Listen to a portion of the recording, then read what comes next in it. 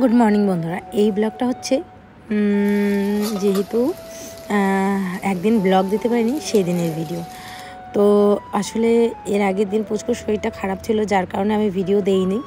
তো সেদিন পুচকুর শরীর খারাপ ছিল, আর বাচ্চাদের শরীর খারাপ হলে মা ছাড়া কিছুই বোঝে না। তো যার কারণে ওকে আমি সব নিয়েছিলাম, আর মা এদিকে রান্না করছে। মা রান্না করেছে এখানে সমস্ত সবজি দিয়ে, ঝিঙা, আলু, তারপরে হচ্ছে বেগুন, যা যা আর কি আছে সমস্ত সবজি দিয়ে হচ্ছে মাছের ঝোল। তোমাদের দাদাভাই মাছ নিয়ে আসছিলো। এর আগের দিন রাতে 2টো ভাজা খাওয়া হয়েছিল, আমি আর মা খেয়েছিলাম। আর হচ্ছে আজকে 3 পিস মাছ দিয়ে ঝোল করেছে, আর তার সাথে করেছে বড়া, শাক, এই সমস্ত কিছু। তো আসলে পুচকু ঘুমিয়েছে, পুচকুর সাথে সাথে আমিও ঘুমিয়ে পড়েছি।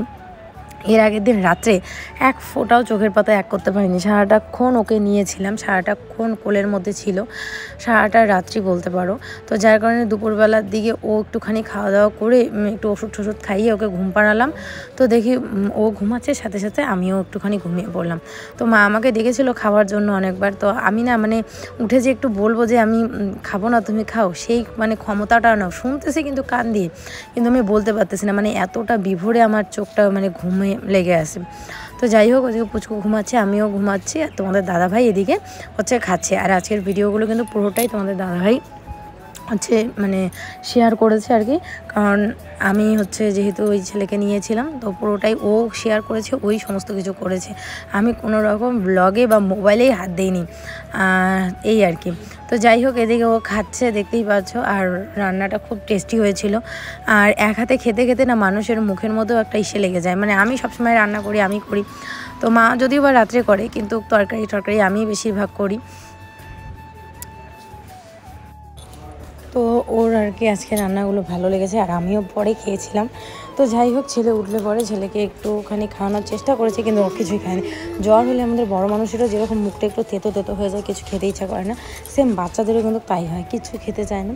তো যাই হোক, এদিকে ওকে নিয়ে একটুখানি গাড়িতে বেরোলাম। সারাটা দিন তো সেইভাবে আমি ওকে কোথাও নিয়ে যাইনি, বাড়িতেই ছিল। তোমরাও অনেকে কমেন্ট করেছিলে যে রোদ্রের বেলা দুপুরবেলা কোথাও নিয়ে যাতে না, কিন্তু কি করব বলো তো, ও ঘরটাতে থাকতেই যায় না, ও খালি বাইরে বাইরে বাইরে।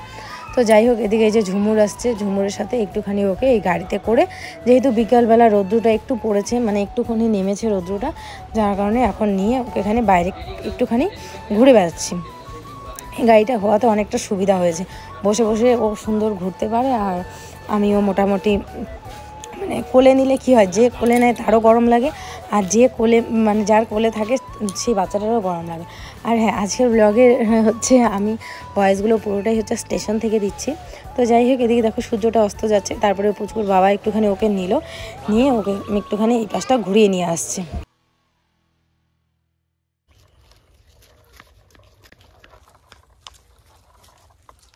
দেখা যায়? হ্যাঁ, পুরো দেখা যাচ্ছে। নমো দাও, এখানে নমো দাও।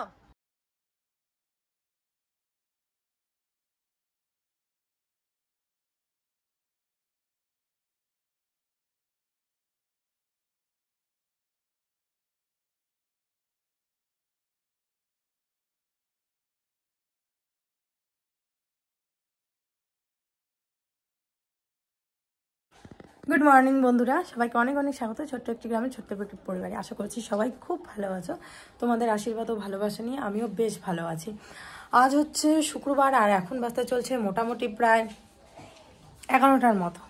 দেখতে পাচ্ছ একদম রেডি। তো কোথায় যাচ্ছি না যাচ্ছি তো দাঁড়াও, তোমাদের সাথেও শেয়ার করছি। তো দেখো, তার আগেই দেখতে পাচ্ছ এখানে ট্রলিটা, এই ব্যাগপত্র গোছানো, আর এই যে এই ব্যাগটা, ছোট ব্যাগটা, আর এই ট্রলিটা নিয়ে যাব। তো বন্ধুরা, ফাইনালি যাচ্ছি হচ্ছে ডাক্তারের কাছে অপারেশন করতে। যে দিনটার জন্য তোমরা অনেক ধরে আমাকে বলছো যে মিতু তাড়াতাড়ি করে নাও। তো যাচ্ছি হচ্ছে শিলিগুড়িতে। তোমরা সবাই কমেন্ট করে বলেছো যে মিতু শিলিগুড়িতে যাও, ওই জায়গাটাতে ভালো হবে। তো তোমরা অনেকবার কমেন্ট করে বলেছো যে সারা জীবনে তোমার ফেসের ব্যাপার, যাও একটুখানি তোমাদের সমস্যা হবে, আধা ঘন্টার জন্য তোমার জীবনের সমস্ত কিছু তুমি ইসে করো না, কারণ আধা ঘন্টা হয়তো বা পুচকুকে একটুখানি সামলাতে হতে পারে, কিন্তু এটা অপারেশনটা তোমার সারা জীবনের। তো যাই হোক, ফাইনালি যাচ্ছি। তো বাচ্চা থাকলে তো বুঝতেই পারো, জিনিসপত্র নিতেই হবে, তার জন্যই আমার ট্রলিটা নেওয়া, না হলে অত বড় ব্যাগ আমার লাগতো না। ওর জামা কাপড়, ওর খাবার, জলের বোতল, ফ্লাস্ক থেকে শুরু করে সমস্ত কিছু। তো যাই হোক, পুচকুকে সকালবেলা একটু পরিষ্কার করে মুছে টুছে দিয়েছি। তো ওকে এখন রেডি টেডিও করে দিয়েছি। ও এখন একটুখানি ঘুমাবে বোধহয়, তো ওখানে একটু খাওয়াবো, খাইয়ে ওকে ঘুম পাড়াবো। ততক্ষণ আমাদের টোটো আসবে আর আমরা হচ্ছে ট্রেনে যাচ্ছি, কারণ যাওয়ার সময় ট্রেনেই যাব, আসার সময় জানি না কীভাবে আসবো, হয়তো বা ট্রেনেই আসবো, কারণ ফাঁকায় ফাঁকায় যাব। আর ছেলেকে নিয়ে ট্রেনে যদি যাই না, একটু হাওয়া বাতাসও পাবে, একটু হাঁটাহাঁটিও করা যাবে। আর যদি এমনি রিজার্ভ গাড়িতে যাই তাহলে একই গাড়িতে যেতে হবে, যার কারণে অনেক ভাবনা চিন্তা করে সকাল 8টা থেকে 9:30 10টা অবধি ভাবনা চিন্তাই করলাম যে কিসে যাব, কিসে না যাব, কি করব কি না করব, আদৌ যাব কি না। তো যাই হোক, সমস্ত কিছুর পরে ফাইনালি যাচ্ছি। তো চলো, ওর বাবা রেডি হচ্ছে, আমি রেডি। আর আমি এটা পরে নিলাম, কারণ কথা মানে ঢোলা ঢালা ড্রেস, যেতেও আমার সুবিধা হবে। চলো এখন ছেলেকে খাইয়ে দিই, এখন ঘুম পাড়াই, পরে তোমাদের সাথে কথা হচ্ছে।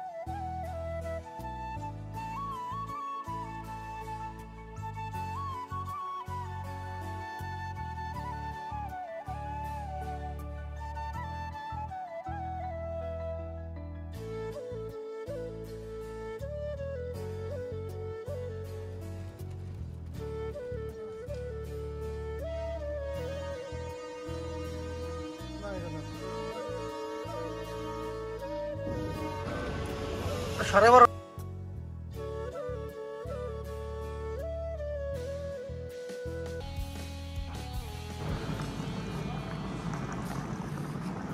ওইদিকে যাও।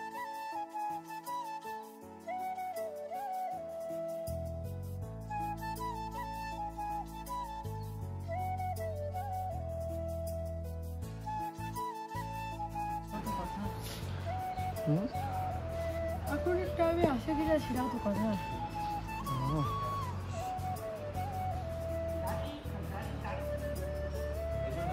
পাপা পাপা এদিকে, আমি কি দেখতেছি রে পাপা, এদিকে দেখো।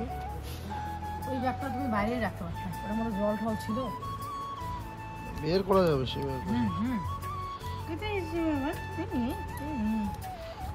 পাপা তোমার অসুবিধা লাগতেছে? হ্যাঁ দেখছি, দেখো কত বড় ভুলটা দেখছে, আস্তে আস্তে যে টের পেয়ে গেছে। তুমি এগুলো মোবাইলে দেখো।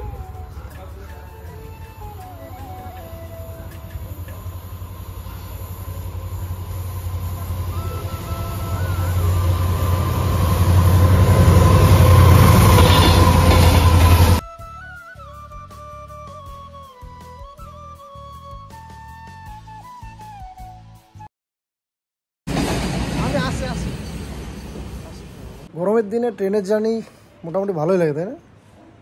মোটামুটি না, মানে বাসের থেকে আমার মনে হয় বাসের থেকে ট্রেনের জার্নি অনেকটাই বেটার। ট্রেনে আমি সেরকম তো যাই নাই কোথাও, একবার গেছিলাম শুধু। হ্যাঁ, তার কারণ বাসে বাচ্চা নিয়ে আশা করি বেশি গরম লাগবে, তাই না?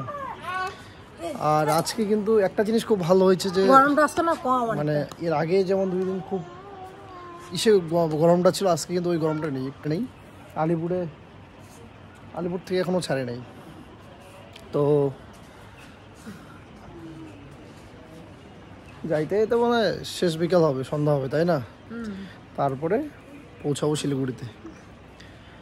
আর শিলিগুড়িতে তো যাচ্ছি তোমাদেরকে বাসু নার্সিং হোম, অনেকেই তোমরা চেনো, বলছো যে চিনি। আসো, সামনেই অনেক হোটেল আছে, তো দেখা যাক ওইখানটা যাই আগে।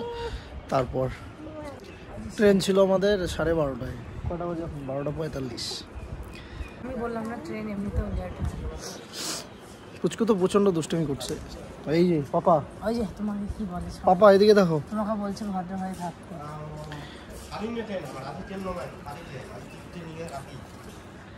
যাইতে মোটামুটি তো 3 ঘন্টা 3.5 ঘন্টা, না ঠিক নাই ট্রেনে। আর আমাদের আমরা যাচ্ছি হচ্ছে তিস্তা তোর সাথে।